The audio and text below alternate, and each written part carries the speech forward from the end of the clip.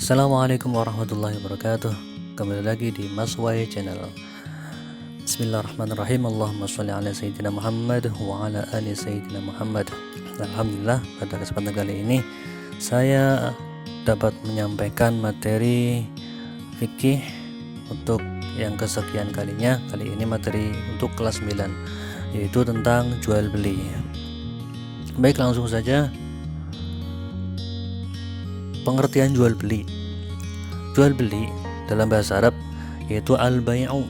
Menurut bahasa artinya memberikan sesuatu untuk mendapatkan sesuatu atau tukar menukar sesuatu.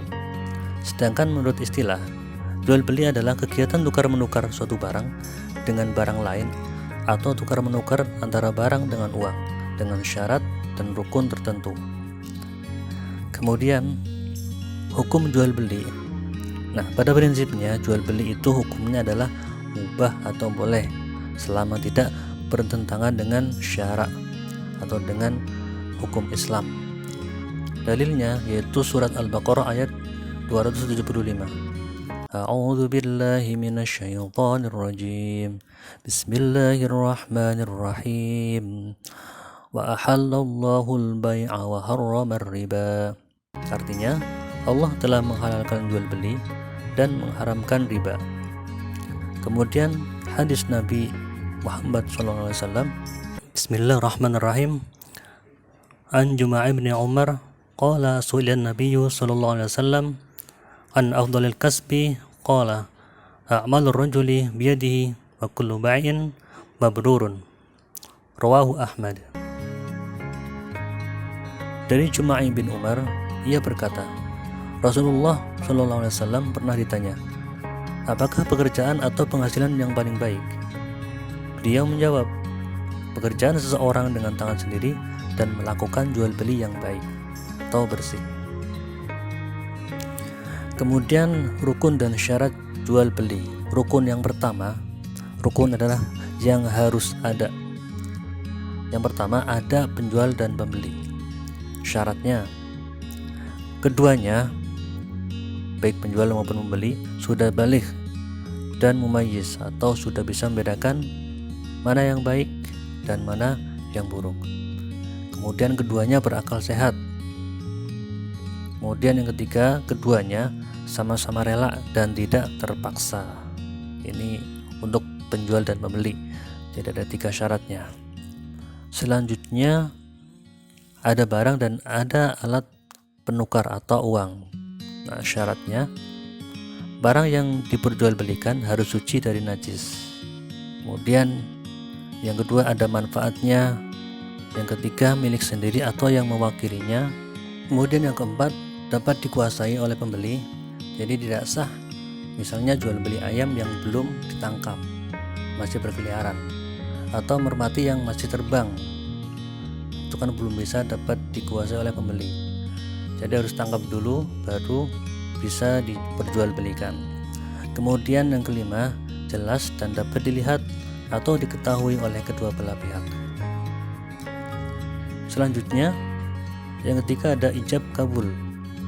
Nah, ijab ini dilakukan oleh pihak penjual dan kabul dilakukan oleh pembeli. Ijab kabul ini dapat dilakukan dengan kata-kata penyerahan dan penerimaan, atau dapat juga berbentuk tulisan seperti faktur, kwitansi, atau nota dan lain sebagainya. Jadi istilahnya ijab itu perkataan saya beli ini. Nah, kemudian dari penjualnya ada penerimaan. Oh ya, silakan. Nah, itu namanya ijab kabul. Selanjutnya macam-macam jual beli. Yang pertama, bai' muqayyadah, yaitu jual beli dengan melakukan antara dua barang yang berbeda, disebut juga dengan barter. Ini bai' muqayyadah sama dengan barter ya. Jadi jual beli tukar menukar barang yang berbeda. Kemudian bai' sarrafah, yaitu jual beli dengan melakukan pertukaran antara harga dengan harga, misal emas dengan perak, rupiah dengan dolar, rupiah dengan ringgit dan sebagainya. Ini namanya bai' sarrafah. Yang ketiga bai' salam, itu jual beli dengan cara menangguhkan pembayaran, misal memberi rumah dengan cara kredit. Kemudian yang terakhir bai mutlak, yaitu jual beli dengan penggantian antara barang dengan harga dan dibayar tunai. Contoh, beli mobil dengan harga 200 juta dan dibayar tunai. Nah, yang biasa kita lakukan itu bai mutlak ya. Jadi beli langsung tunai, atau bai salam, beli dengan cara kredit. Kemudian jual beli terlarang atau bai fasidah. Yang pertama, jual beli gharar. Jadi jual beli ini adalah jual beli barang yang di dalamnya ada unsur ketidakjelasan atau dikhawatirkan terdapat penipuan. Misal, jual beli ternak yang masih dalam kandungan, ini nggak boleh. Kemudian yang kedua, jual beli sistem ijon. Jual beli sistem ijon adalah jual beli hasil pertanian atau tanaman sebelum dipanen atau belum layak panen.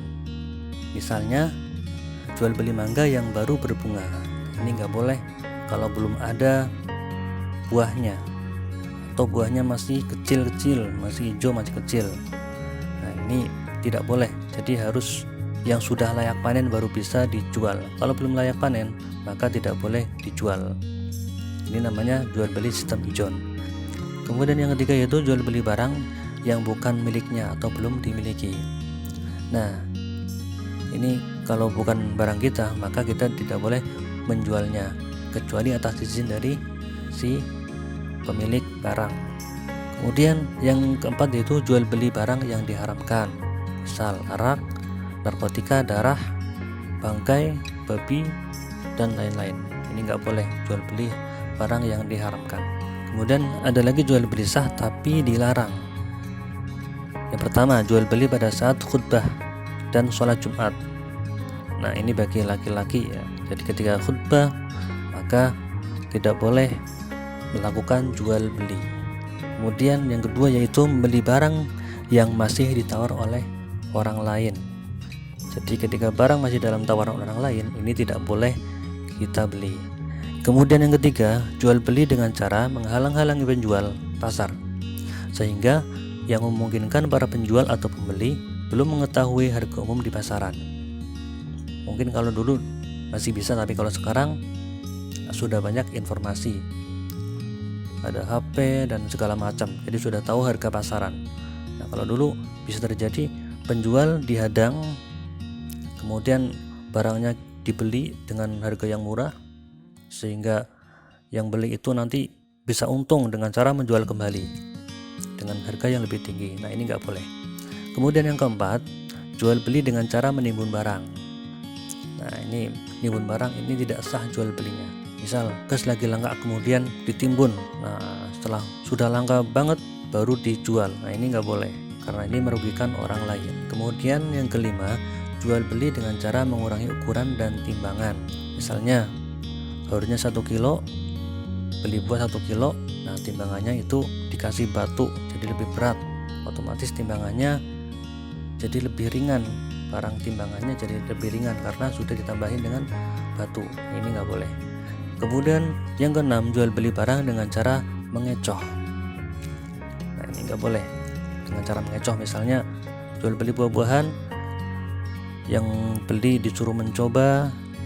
Nah, yang dicoba ini buah yang rasanya enak.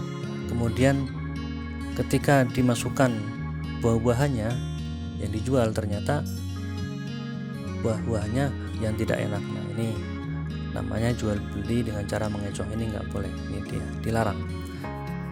Ya, saya kira itu yang dapat saya sampaikan. Terima kasih. Assalamualaikum warahmatullahi wabarakatuh.